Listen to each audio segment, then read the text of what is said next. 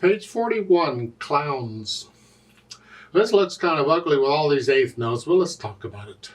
We're using our new note B. Let's look it over. I'll go through my routine here. It's 2 lines long, treble and bass clef, no sharps or flats in the key signature, so it's in the key of C major. The 4/4 time signature, and we got eighth notes, quarter notes, and half notes. Now the hands, for the most part, are playing one hand at a time, so I'm going to go ahead and take both hands together. The right hand starts here, and really all you need is the first finger number, the 5. You don't need any of these other finger numbers. Please don't read finger numbers. Read the notes. You need to know what these notes are. So your next position. In the left hand, you're starting out with C, and I'll tell you the thumb on C. So we're in F position, to start at least. 1 and 2 and. Remember eighth notes? 1 and 2 and 1 and 2 and. Remember? And I'm shifting weight. I'm just going from one side of the hand to the other, and I'm just lowering which finger I want the weight to be on. And at first, when you do it, claps the wrist on each note. We want a nice, relaxed flowing here. When you speed it up, maybe it'll be claps the wrist on every 2 notes or every beat. 1, 2. Depends on how fast you go. If you go a little faster, you might claps the wrist only on every 2 beats. If you go super duper fast, you may only claps the wrist on the once per measure. But yeah. Just right now, keep it slow, and we'll just here transfer weight. And then second measure, we're here. Then we do that some more. Okay, second line, second measure. Now the left hand gets the same thing. It's the same thing. I'm just transferring weight from finger to finger.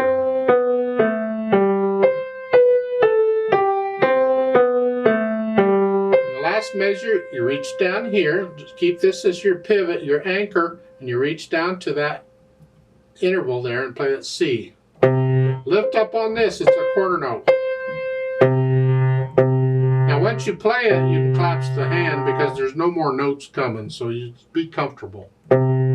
This is a more comfortable position than this. You can feel tension in the arm when you do that. Just relax. So once you have the note, you can relax. So you go through and put the hands together, get the notes working okay, then take out the hesitations, and then we'll think about the interpretation. Again, the natural accents. 1, 3, 4. 1, 2, 3, 4. 1, 2, 3, 4. 1, 2, 3, 4. 1, 2. Exaggerate them if you have to, but eventually you just want to feel them. As far as the phrasing goes, well, try and figure out what the melody is, and then what sounds like a musical thought, huh?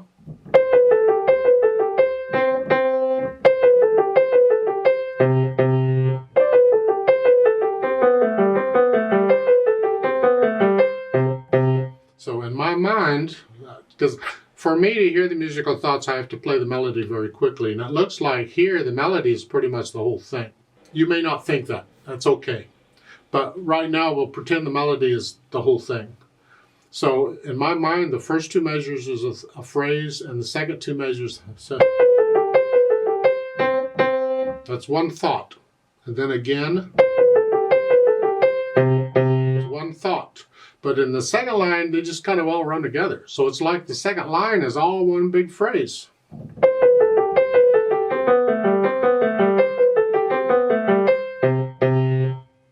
Now, you may not agree with that, and that's okay. That's where interpreting music is so wonderful, because different people will interpret it differently. And it's not that one person is right and another person's wrong, it's just different ways of looking at it. Maybe in the second line, you prefer it every 2 measures again. I don't think so. I think those eighth notes tend to want to run together. Now, as far as what is melody, it's kind of hard to tell here. You could say it's all melody. Look at the second measure. It's here. Or maybe you would feel the melody, for the most part, is really just in the right hand. And these things, that's just an afterthought. In that case, you'd play those softly because we'd want to bring out the melody.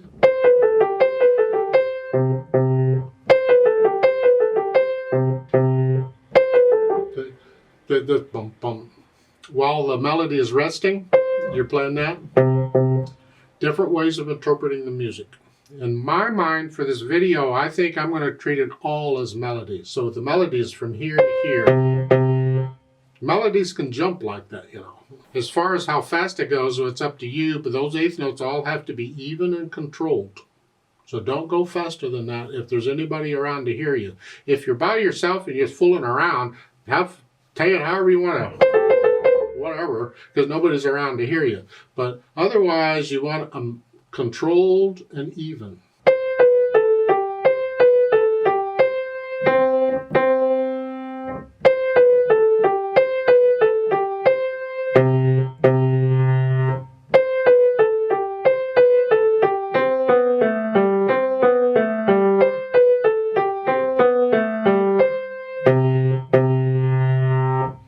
It's one way of playing it. You don't have to play it that way.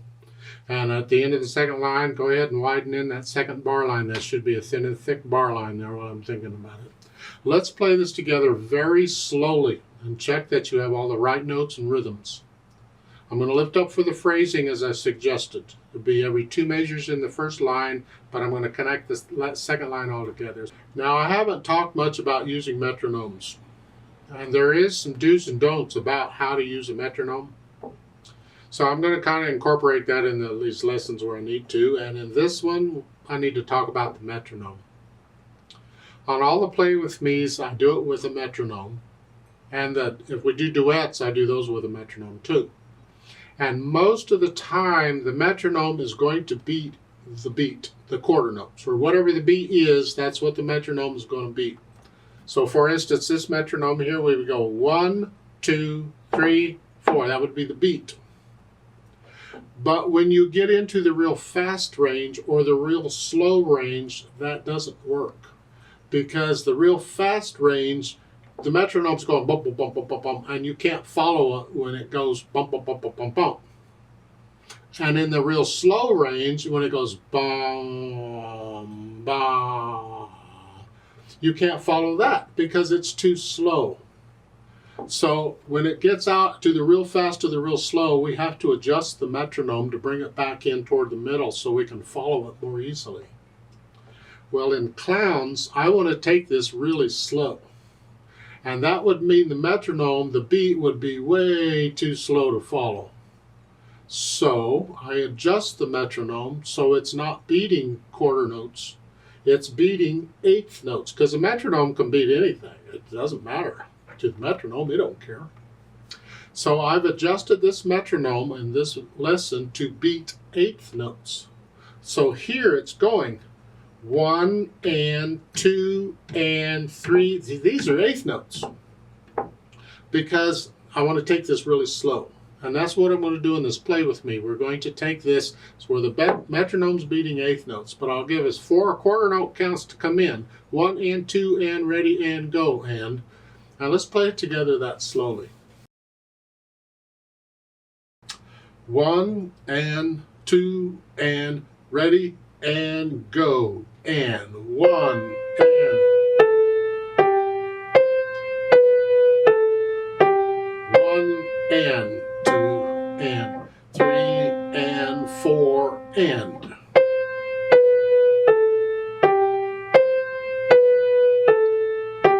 1 and 2 and 3 and 4 and.